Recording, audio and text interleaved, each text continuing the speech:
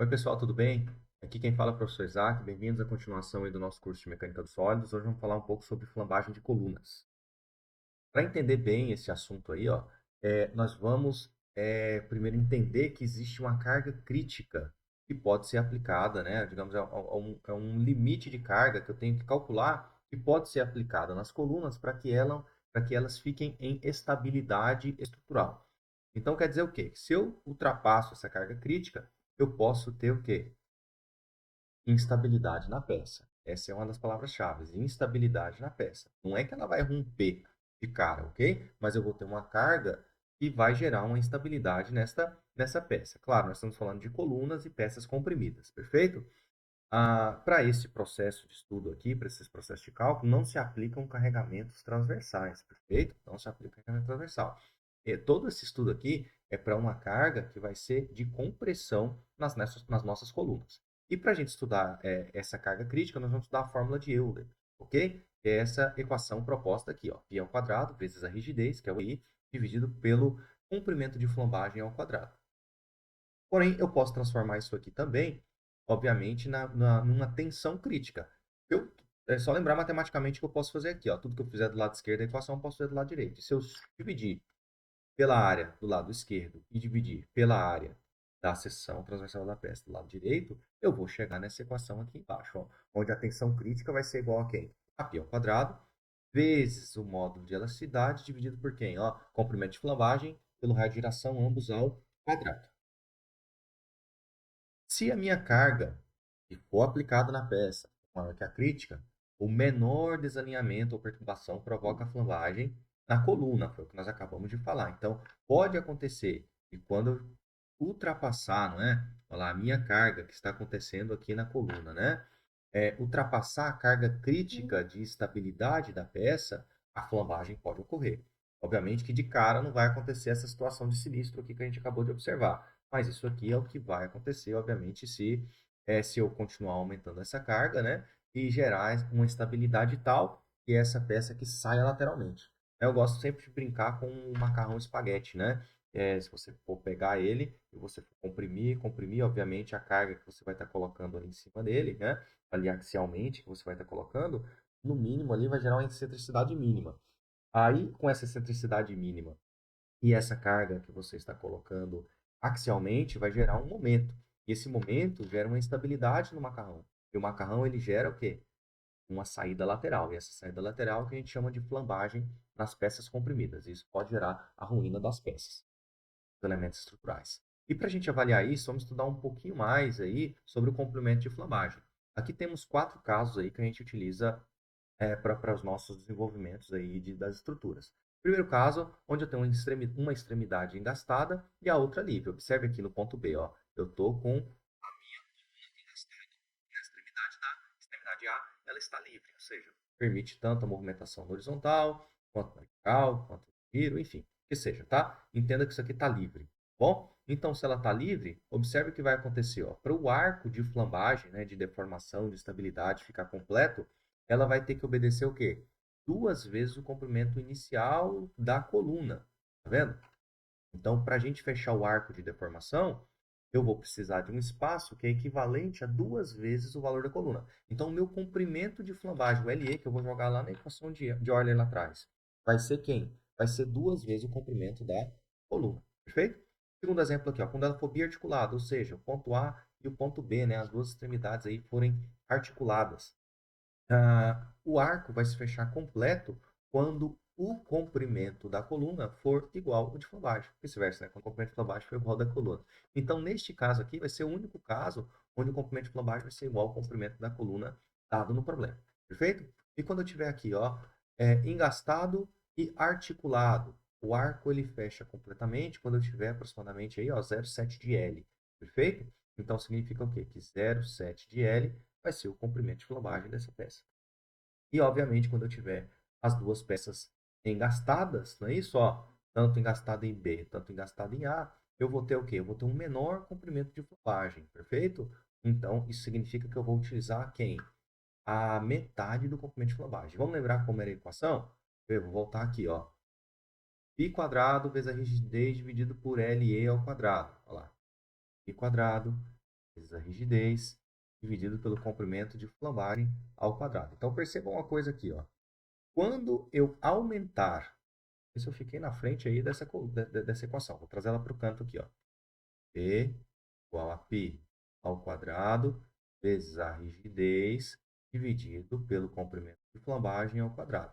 Agora eu quero que você entenda um processo matemático aqui, ó. Bem facinho de entender, ó.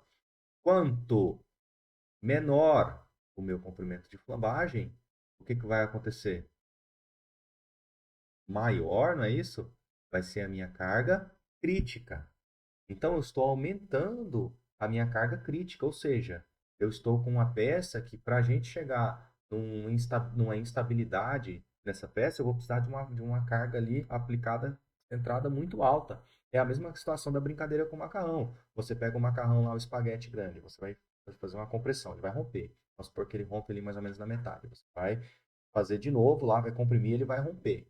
Mas vai chegar um tamanho tão pequenininho dele e você tem que pôr uma carga muito alta. E você não vai gerar estabilidade naquele pedaço de macarrão. É perigoso até você machucar a sua mão, na é verdade? Então, fisicamente, o que está acontecendo? O comprimento de flambagem dele está diminuindo, né? Que é, obviamente, aqui que vem do comprimento da própria barra, né? Da própria coluna. Então, obviamente, como elas são inversamente proporcionais, o que vai acontecer aqui com a minha carga crítica? Ela vai ser muito mais alta que a anterior. E o contrário também é verdadeiro. Ó. Se o meu comprimento de flambagem for muito grande, o que vai acontecer aí com o carregamento crítico? Vai tender a ser menor. Perceba o que está acontecendo? E observe aqui uma situação bem importante também, ó, a rigidez, não é o que vai garantir aí, ó, a sustentação da minha peça em relação às informações? Sim. Então observe aqui a rigidez, ó, o meu material, né, aqui o modo de elasticidade, como esse material está no espaço vai influenciar diretamente essa carga crítica. Então quanto maior for a rigidez da minha peça, maior vai ser o meu crítica. E o contrário também é verdadeiro, ó, são diretamente proporcionais. E menor a rigidez da minha peça, menor vai ser a minha carga crítica, e mais próximo aí eu estarei de uma posição de instabilidade na minha coluna. Então vamos para um exercício. Acho que nada melhor do que a gente fazer um exercício agora para a gente poder fixar aí, né? E entender de vez esses processos de cálculo. Beleza? Então tá lá, uma coluna de extremidade articulada. Aqui eu trouxe um modelo do F2, tá bom?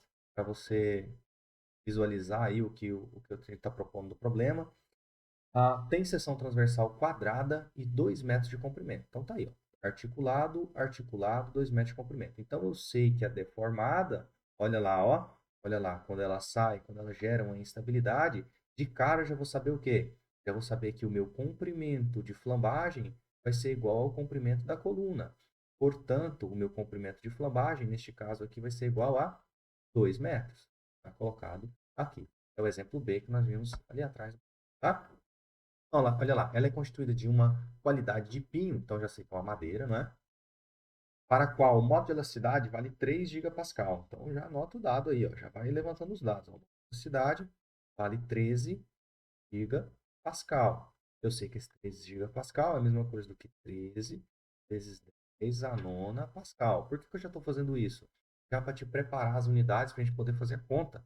Okay? Porque quando eu for fazer a conta, eu vou fazer a conta no sistema internacional. Então eu não vou usar o giga. Esse giga eu preciso transformar ele, porque talvez eu vou fazer uma conta com outros dados aí, com kPa, com kilonewton. Então, esses Ks, esses Gs, essas unidades, eu preciso transformar. Da mesma maneira aqui, ó. E a tensão admissível dela é 12 megapascal. Então, lá na frente, a gente vê se vai ter necessidade de transformar esse 12 megapascal em 12 vezes 10 a sexta pascal ou não, ok? Mas aqui, de cara, a gente vai precisar, não é verdade? Então, já estou já te preparando para isso. Olha lá, para compressão na direção paralela às fibras. Então, isso aqui vai estar a uma carga de compressão acontecendo aqui. Como eu disse, tudo que a gente está estudando é válido para peças comprimidas, tá bom? Olha lá. Usando o coeficiente de segurança de 2,5 no cálculo da carga crítica de Euler para a flambagem, determinar a dimensão na seção transversal, de modo que a coluna possa resistir com segurança. Então, eu quero saber qual é o quê? Qual a dimensão dessa coluna? É uma coluna de 2 metros de altura, de pinho, esse com coeficiente de segurança de 2,5, para suportar o quê? Com segurança uma força de 100 kN e com segurança uma força de 200 kN. Então, já adiantando para você aqui, ó, vamos lembrar do equacionamento? Do equacionamento não é assim, ó, carga crítica, que vai ser igual a π ao quadrado vezes a rigidez dividido pelo comprimento de flambagem ao quadrado. Não é essa a equação de Euler? É sim. Então, olha só aqui o que vai acontecer. Ó, a carga crítica a gente já vai estar te dando ela, não é? É o que vai falar o problema, tá vendo? Com um coeficiente de segurança de 2,5. Vamos lembrar lá dos conceitos que a gente já estudou lá. Vocês já estudaram provavelmente. O que a gente faz com as cargas? A gente majora, não é isso?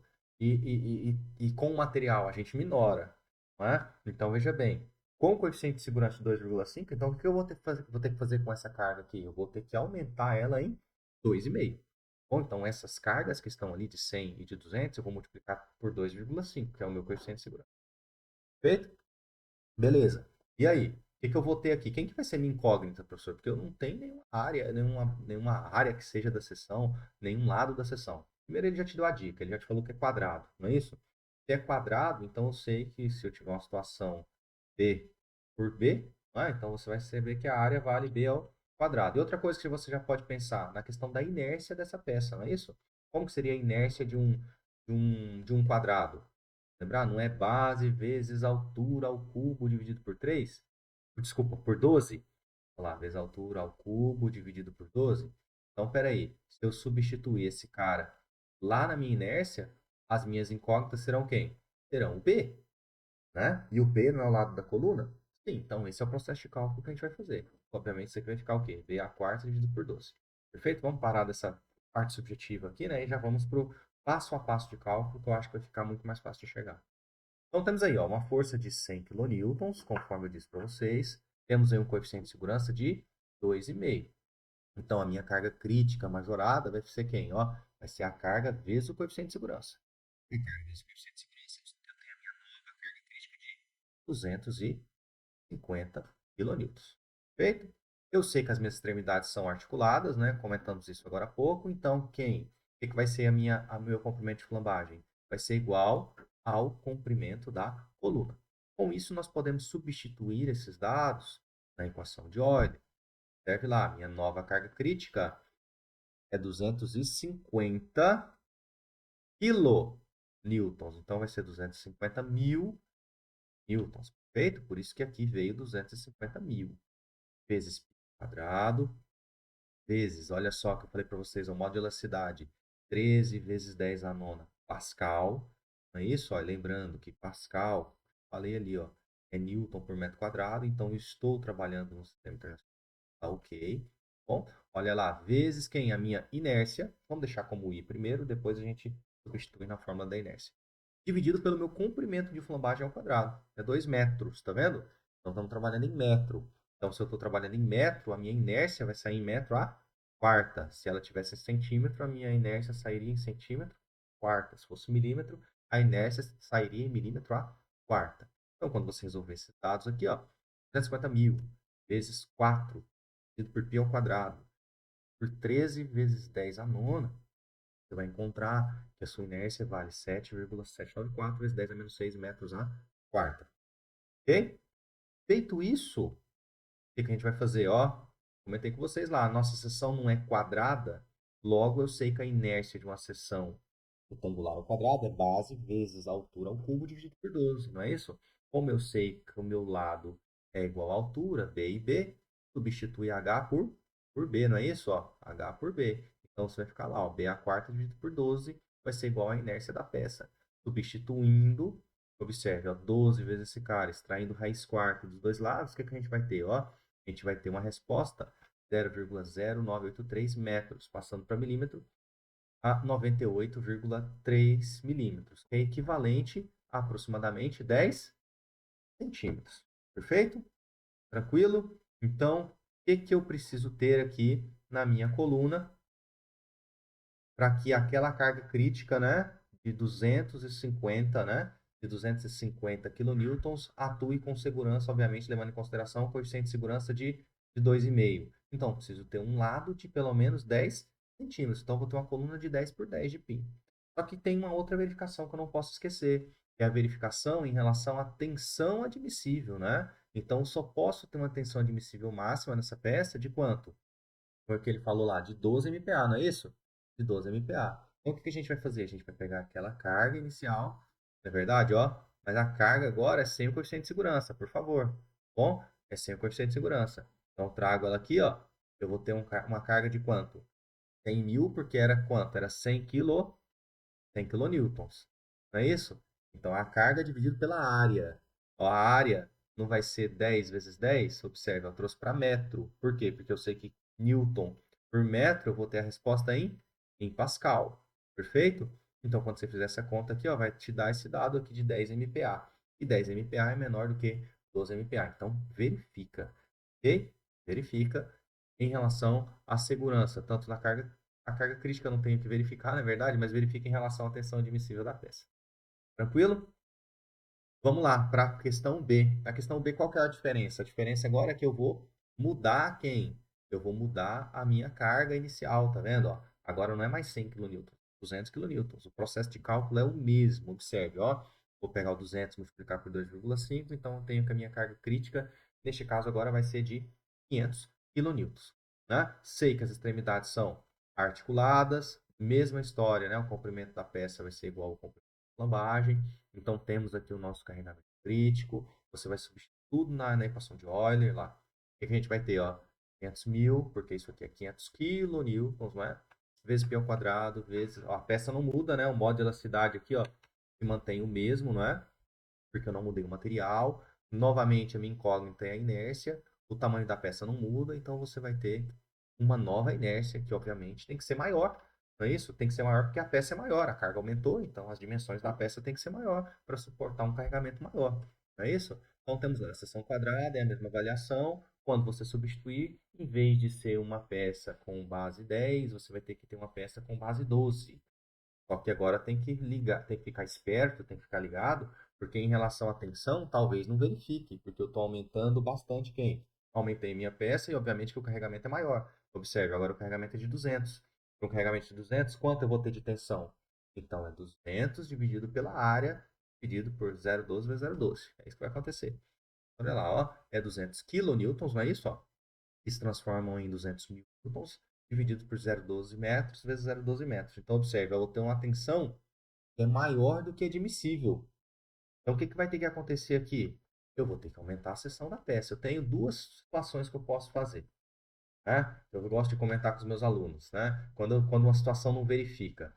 Ou eu mudo modularidade, ou seja, ou eu mudo o material,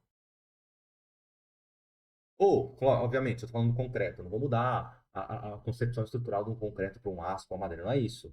Mudo o modo de elasticidade dentro do material, ou seja, eu pego um material mais resistente. Posso pensar dessa maneira. Ou mudo a inércia, não é isso? Ou seja, eu vou aumentar a altura da viga, não é isso? Aumentar o lado do pilar. Ou seja, qual que é a ideia? Aumentar a inércia, perfeito? Aumentar a inércia. Então, eu tenho duas situações aí que eu posso trabalhar. Tá bom? Para quê? Para que as tensões se verifiquem. Ou seja, ó, nesse caso aqui, a tensão é maior que a admissível. Não posso permitir que isso ocorra, senão eu não vou estar verificando em relação à segurança estrutural dessa peça. Tranquilo? Vamos lá, vamos fazer mais um problema? Esse problema aqui ele é bem interessante, ele é bem importante. Olha só. Determinar a dimensão D para que a coluna de alumínio e de aço tenha o mesmo peso e calcule a carga crítica para cada uma das colunas. Então, assim, tem um problema bem mais física aqui, de comparação, né, de peso, envolvendo aqui é, é, a densidade das peças, né? E depois vai ser uma aplicação aí, uma substituição direta das cargas críticas, tá bom? Então vamos lá, o que que a gente tem? Vamos interpretar o que que esse desenho aqui está propondo para a gente, ó. Eu tenho duas colunas, né? Uma coluna AB e outra coluna CD. A coluna esquerda é de aço, então tá lá, a densidade de 200 Pascal, e aqui ele me deu mais ou menos aí a densidade dessa peça, né? Ele me falou que vale 80 kN por metro cúbico, certo? E o que que eu tenho aqui, ó, à direita? Ah, e outra coisa. Ambas as peças têm altura de 1,80. Observe aqui, ó, 1,80, 1,80. Só que aqui, ó, não tem as dimensões ainda da peça de aço, né? Então, é o primeiro passo aí do problema que eu preciso encontrar. Não é isso? Então, vamos lá, ó. E à direita aqui, eu tenho uma peça de alumínio, com a modularidade equivalente, né? Uma peça de alumínio, cerca de 70 gigapascal. E a densidade aí, mais ou menos, do alumínio, de 28 quilômetros por metro cúbico. Perfeito? E a outra coisa que ele me dá aqui, ó, aqui ele já me dá a dimensão da peça. Tá vendo? Aqui ele já me dá a dimensão da peça. E aí, a primeira coisa que eu preciso fazer é uma comparação direta, né, de equações de volume, né, onde vai envolver peça, para a gente poder fazer essa comparação e achar D. Como que vai ficar isso? Ó, o peso da coluna de aço, eu sei que tem que ser iguais. Isso é o que foi me dado no problema. Aqui, ó, quer ver? Ó? Tem o mesmo peso. Então, eu sei que o peso do aço tem que ser igual ao peso do alumínio, né? Então, a gente vai calcular os pesos de ambos e comparar. E, obviamente, eu vou ter um incógnito em algum momento que vai ser esse D. Esse D aqui eu vou achar ele como resposta. Olha lá, ó. Ah, peso para a coluna do aço. Olha lá como que eu faço isso, né? Olha lá, eu falo em peso porque está em Newton. Não seria massa, entendeu? Porque está em Newton. Então, vou lá. Eu tenho que pegar o volume e multiplicar por quem? Pela densidade desse cara. É isso, ó. Se eu pego esse cara aqui, a densidade, multiplico pelo volume, um volume possivelmente vai estar em metro cúbico, tá vendo? Ó, corto, corto, o que vai sobrar? Vai sobrar o peso da peça. Entenderam o que a gente vai fazer? Então, como que eu faço? A área da base vezes a altura, não é isso? Ó, não tem o volume aqui? Vezes a densidade. Aqui, ó, volume vezes densidade.